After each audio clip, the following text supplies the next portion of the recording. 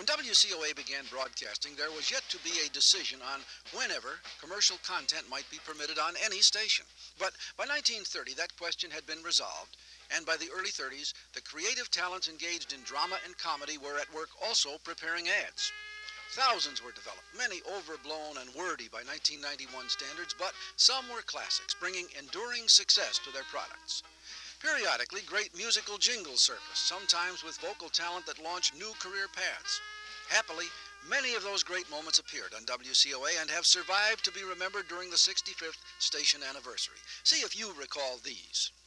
Are you the Westinghouse recruiter? That's right. Charlie Winfield. I'm an engineering student. Oh, yes. Well, what's it to be, Winfield? Oceanography, space, atomic power? No, I think toasters. What?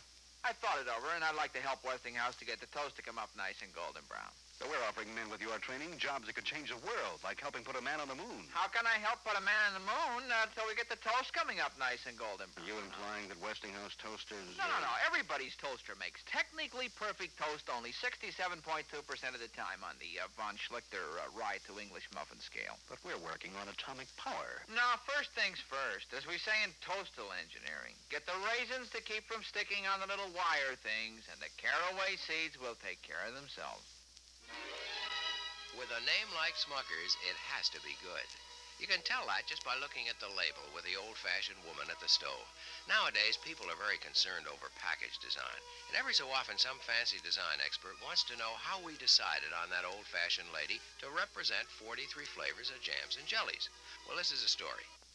On June 21st, open up a little and pour yourself a big glass of summer. That's what Coca-Cola's like. Coca-Cola's like. Coca-Cola's like that. Coca-Cola's like that. Tasty bread is a bread big bread eaters eat, and it's good. Tasty bread is the bread the big bread eaters eat. Tasty bread is a big bread eaters. Radio and product identification, it has been part of WCOA's golden years, part of a movement that brought new desires and new successes to Pensacola and its people.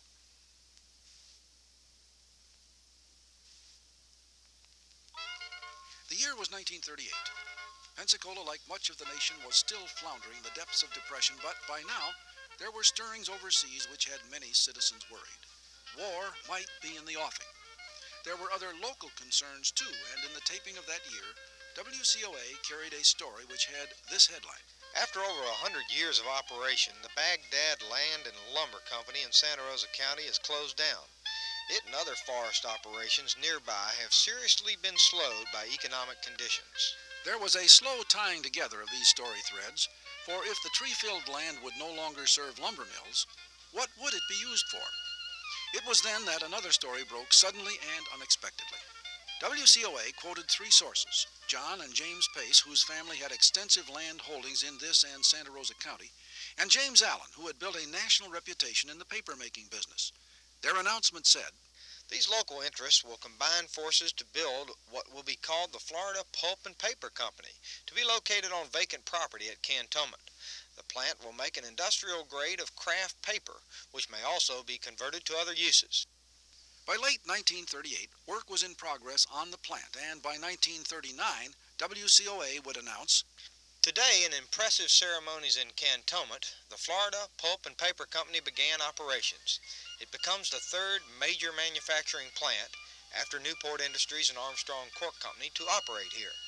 The management announced that within a year, the plant may have as many as 300 workers, plus scores of men working on contracting, cutting, and transporting pulpwood from local forests." That was one of the major stories of the late 1930s, the beginnings of an enterprise that, though with a new name and owner, continues as a major employer. It all began in 1938, and WCOA was there.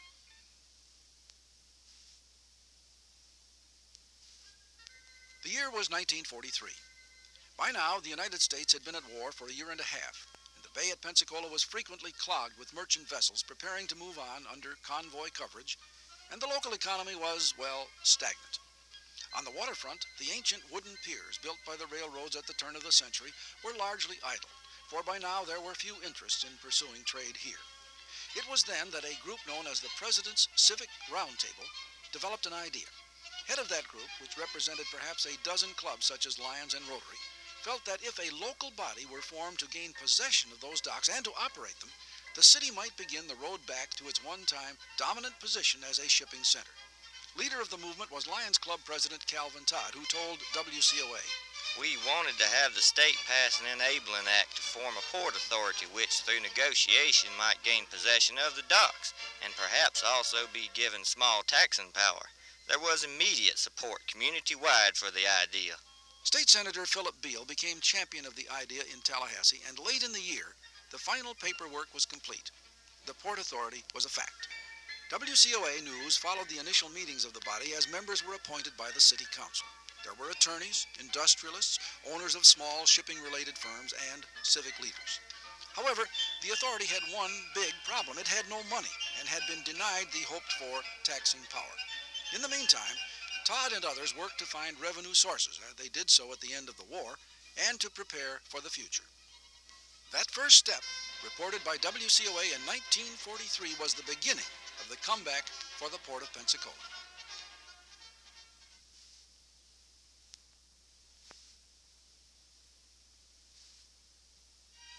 Late in 1948, Escambia County was in the midst of an educational crisis. Although there were many families which wished their graduating high school seniors to have the advantages of an advanced education, there were few options, and most of these were out of the economic reach of those families. It was then that WCOA's news department visited with Pensacola High School principal James McCord and school board chairman Harvey Bazell, and overheard their conversation on a new concept which went like this. And Harvey, these new junior colleges are catching on. They're already in the works in Illinois and California. They call them the 13th and 14th grades and give young people a new chance. Sounds like a great idea. Why don't we contact Senator Collins and Governor Caldwell and see if they'd look kindly on the idea? Can we tell them Escambia County would be the guinea pig? Why not? Let's do it. And so they did. Senator Collins, a champion of education, provided the legislative leadership which made possible the junior colleges of Florida. Thus, in the fall of 1949, the tiny college opened in what had been a private home downtown.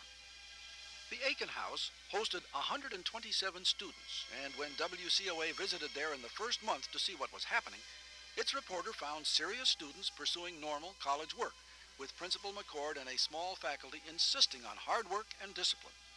The building even housed a student recreation center and a place where books could be purchased. There was even a basketball team. Yes, Pensacola Junior College began in a humble way, the first Florida public community college. The year was 1949, and WCOA was there.